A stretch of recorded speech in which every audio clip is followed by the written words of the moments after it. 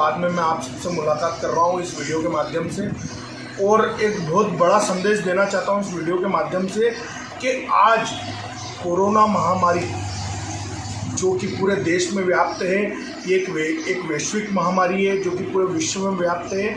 उसके कारण जो एक लोगों के बीच में जो अंधविश्वास फैला हुआ था, जिसको हम पहले हमारी वीडियो में कई बार बोल चुके हैं, बता चुके हैं, धरातल पर स्थिति लाने की कोशिश कर चुके हैं, मगर वो कोशिश हमारी कामयाब नहीं हो पाई। मगर ईश्वर का ऐसा आशीर्वाद हुआ, महाकाल महाराज की ऐसी अनुकंपा हुई कि उन्होंने इस धरातल पे एक ऐसे आयाम को प्रस्तुत किया कि जिसके कारण उन सभी लोगों की पोल खुली।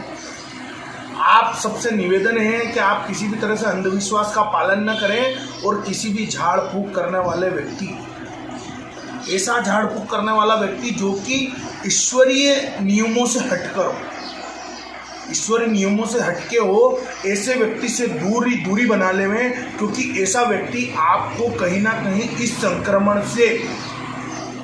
संक्रमण से साफ संक्रमित कर सकता है। जैसे कि अभी हाल ही में एक दैनिक भास्कर में खबर आई थी, तथाकथित एक भोपे के द्वारा या एक शाणे भोपे के द्वारा साफ झाड़े लगाए गए, जो स्वयं कोरोना से साफ संक्रमित था, और उसने जितने भी लोगों को साफ झाड़े लगाए वो भी संक्रमित हो गए। तो मेरा कहने का तात्पर्य ये है कि ऐसे लोग जो कि दिव्य शक्तियों को अपने शरीर में आना बताते थे, वो कोरोना महामारी में कहाँ चले गए? लुप्त हो गए, या उनके अंदर वो दिव्य शक्तियाँ आना जाना बंद हो गई? मेरा कहने का तात्पर्य ये है, मैं ये बताना चाहता हूँ इस वीडियो के माध्यम से, मैं किसी की धार्मिक भावनाओं को ठेस नहीं पहुँचाना चाहता हूँ, मैं किसी धार्मिक भावनाओं को साफ कुचलना नहीं चाहता हूँ, उनके भावों को रोंदना नहीं चाहता हूँ, मगर मैं इस चीज़ की सत्यता को जताना और बताना चाहता हूँ कि केवल ईश्वर ही सब कुछ है। क्योंकि आप स्वयं देखिए कि जब रामायण काल में लक्ष्मण जी को बाण लगा था, तो स्वयं हनुमान जी महाराज संजीवनी बूटी लेने गए थे, और विभीषण के द्वारा बताया गया था कि लंका के अंदर एक साहब वेदाचार्य जी हैं जो इस स्थिति का तोड़ जानते हैं। उनके कहने पर हनुमान जी महाराज संजीवनी बूटी का पहाड़ लेके आए थे और लक्ष्मण जी का उपचार हुआ था। तो साहब उस समय भी जब लोगों के पास में साफ आध्यात्मिक और साधना शक्ति विद्यमान थी, उस समय भी आयुर्वेदाचार्य के माध्यम से लक्ष्मण जी का इलाज हुआ था। तो उस समय ही संदेश दे दिया गया था दिव्य शक्तियों के द्वारा कि साफ कुछ ऐसी चीज़ें जो शरीर और मानव प्रकृति को अगर प्रभावित करती है तो उसका इलाज कराना ही उचित है। आज के युग में अंधविश्वास, भ्रम इतना फैल चुका है कि साहब हर व्यक्ति ये सोचता है कि मैं कैसे ना कैसे कम खर्चे में और अनावश्यक चीज़ों से बचकर अपना इलाज करा लूँ। तो साहब अगर आप किसी चीज़ से स्वयं पीड़ित हो, भगवान ने आपको बुद्धि दी है, बुद्धि का सदुपयोग करो। जब आपको डॉक्टर कह रहे हैं कि इस चीज़ का आपको पालन करना है, सोशल डिस्टेंसिंग का पालन करना है, लोगों से दूरी बनाकर रखना है, हाथ में सैनिटाइज़र का इस्तेमाल करना है, 20 सेकंड तक हाथ धोना है, और इसके अलावा घर से जब बाहर निकले तो साहब मुंह पर मास्क लगाना है, और किसी भी अगर दुकान या किसी भी ऐसे जगह पर जाते हैं जो कि भीड़ भरी हो, तो वहाँ पर साहब आपको दूरी बनाए रखना है, भीड़ का हिस्सा नहीं बनना है। और इन सब चीज़ों का साहब उपयोग आप अपनी बुद्धिमत्ता से कर सकते हो, मगर आप अंधकार में ही होकर जब इन चीज़ों को साइड में रख देते हैं और एक संकीर्ण विचारधारा रखते हुए ऐसा सोचते हैं कि हमारे साथ तो कुछ नहीं होगा, तो साहब आप कोई वरदान या अमृत तत्व तो प्राप्त करे हुए पुरुष या कोई मानव योनि में आने के बाद में कोई एक बहुत बड़े साधु संत या महात्मा नहीं है जो डेली साहब पूजा हवन पद्धति से अपने विकारों को दूर कर लेते हो। प्रमाणित किया है कि इस वैश्विक महामारी में अभी तक कोई भी साधु संत इस चीज़ से ग्रसित नहीं हुआ है। क्यों? क्योंकि वो सफाई का अच्छी तरह से पालन करते हैं, वो सोशल डिस्टेंसिंग का महत्व जानते हैं, और वो सनातन धर्म का पालन करते हैं और इन चीज़ों को समझते हैं। अब वही चीज़ अपनों को करनी है, केवल ध्यान रखना है, नमस्कार से अभिवादन करिए, दूरी बनाइए रखिए, और जहाँ तक हो सके अंधविश्वास से दूर रखिए।